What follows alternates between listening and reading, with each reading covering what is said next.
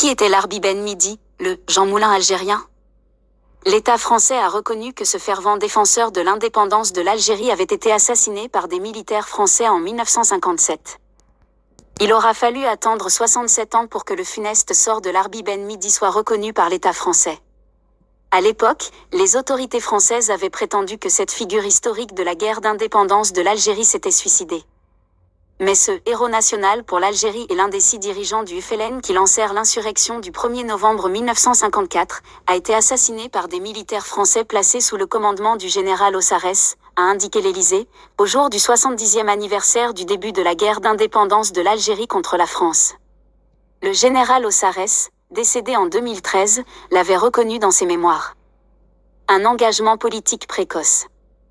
Né en 1923 près d'Ain Lila, dans les Aurès, Nord-Est, Larbi Ben Midi s'intéresse à la politique dès 17 ans.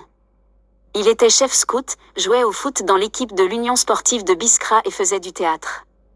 Mais il avait aussi une conscience politique exacerbée, racontera sa sœur Drifa Ben Midi. En mai 1945, il participe aux manifestations réclamant l'indépendance de l'Algérie. Il est arrêté et incarcéré à Constantine. À sa libération, il adhère au MTLD, Mouvement pour le triomphe des libertés démocratiques.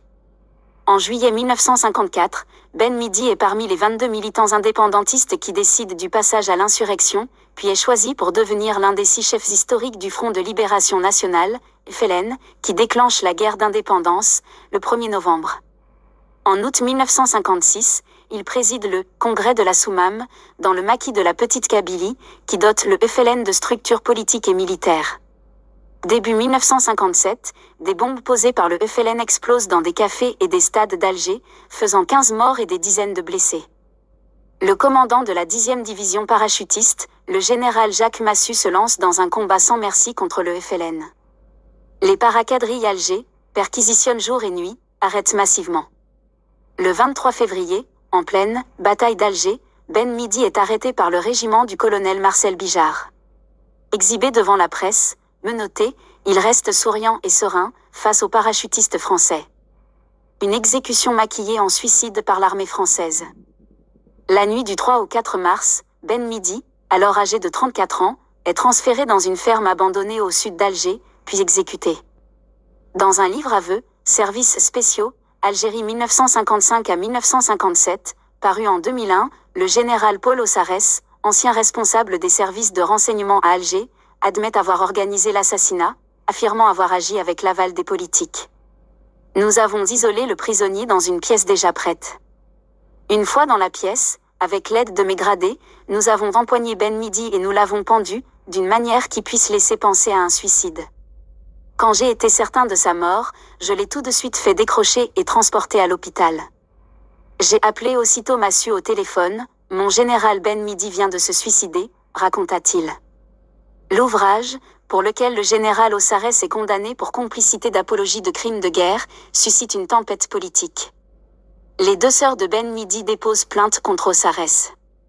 Mais en 2003, la Cour de cassation, plus haute juridiction en France, écarte toute possibilité de le poursuivre pour « crimes contre l'humanité », notamment en raison de la loi d'amnistie de 1968.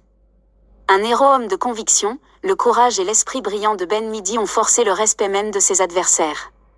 Quand on se bat contre un ennemi de valeur, il naît souvent une camaraderie bien plus forte qu'avec les cons qui nous entourent, déclarait en 2002 le général Bijard, cité par le quotidien français Le Monde.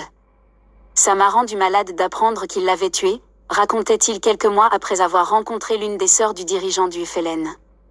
Le colonel français Jacques Allaire, à l'époque lieutenant, racontera en 2006 l'arrestation de Larbi Ben Midi, impressionnant de calme, de sérénité et de conviction. Si je reviens à l'impression qu'il m'a faite, à l'époque où je l'ai capturé, et toutes les nuits où nous avons parlé ensemble, j'aurais aimé avoir un patron comme ça de mon côté. Parce que c'était un seigneur Ben Midi.